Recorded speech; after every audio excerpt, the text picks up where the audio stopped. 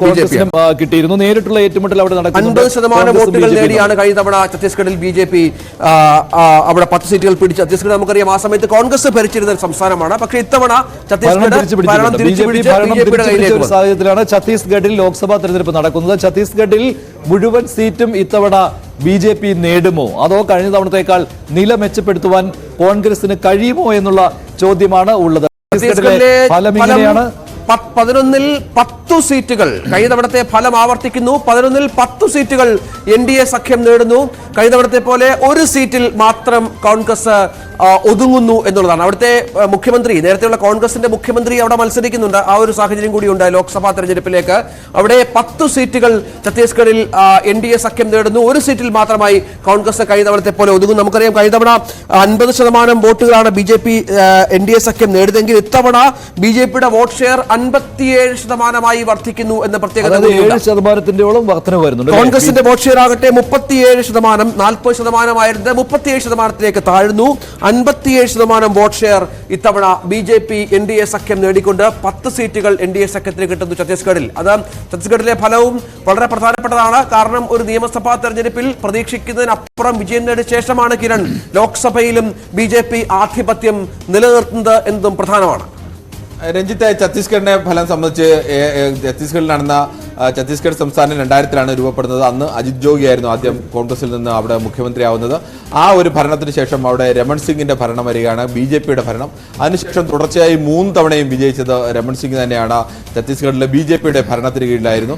അതിനുശേഷമാണ് കഴിഞ്ഞ തവണ ഭൂപേഷ് ബാഗൽ കോൺഗ്രസിൽ നിന്ന് അധികാരം പിടിക്കുന്നത്. അദ്ദേഹം ഇത്തവണ അധികാരം നിലനിർത്തുമെന്നൊക്കെ വലിയ പ്രതീക്ഷയുണ്ടായിരുന്നെങ്കിലും അതിനെ അട്ടിമറിച്ചുകൊണ്ട് BJP അവിടെ അധികാരത്തിലേക്ക് എത്തുകയായിരുന്നു. അവിടുത്തെ ലോക്സഭാ തെരഞ്ഞെടുപ്പിന്റെ ചിത്രം പരിശോധിച്ചു കഴിഞ്ഞാൽ അത് 2019-ലായാലും 2014-ലായാലും 2009-ലായാലും 10-1 എന്ന കണക്കിൽ തന്നെയായിരുന്നു. 2019 പക്ഷേ ഉപതെരഞ്ഞെടുപ്പിന് ശേഷം പിന്നീട് ഒരു സീറ്റ് കൂടി അങ്ങനെ 9-2 എന്ന കണക്കിലേക്ക് വന്നു. പക്ഷേ ആദ്യം തെരഞ്ഞെടുപ്പ് നടന്ന സമയത്ത് അത് 10-1 എന്ന നിലയിൽ തന്നെയായിരുന്നു. ഇത് 2019-ലെ കണക്കാണ്. 2014-ലെ കണക്ക് നോക്കിയാലും അത് തന്നെയാണ്. കോൺഗ്രസിന് ഒറ്റ സീറ്റ് മാത്രമാണ് കോൺഗ്രസിന് ജയിക്കാൻ കഴിഞ്ഞത്.